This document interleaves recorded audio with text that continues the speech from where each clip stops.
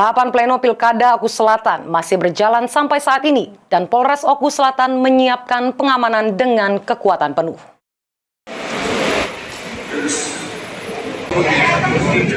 Tahapan pleno Pilkada Oku Selatan masih berjalan sampai maini hari. Polres Oku Selatan nyiap ke pengamanan dengan kekuatan penuh. Pengamanan pleno ini dipimpin langsung oleh Kapolres Oku Selatan AKBP M. Khalid Zulkarnain beserta para PJU Polres Oku Selatan.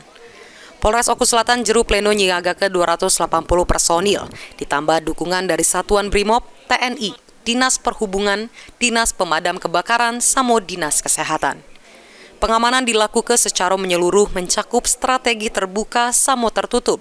Selain itu, pengamanan juga dilakukan di jalur lokasi pleno sampai area strategis lainnya yang jadi prioritas.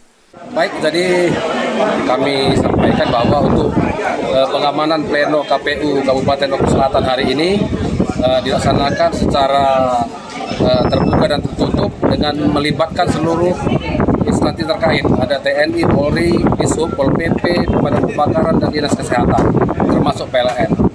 Untuk Polri sendiri melibatkan 280 personil dari 6 satgas, ditambah dengan Brimob 1 kompi, ada Pol PP 30, Dishub 30, dan TNI 50 orang.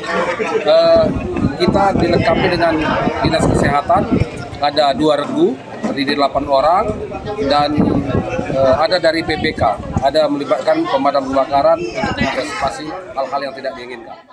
Rapat pleno tingkat Kabupaten ini dewe dilaksanakan mulai hari ini 5 Desember sampai 6 Desember 2024 di Aula Islamic Center Komplek Masjid Agung Al Muhtadin.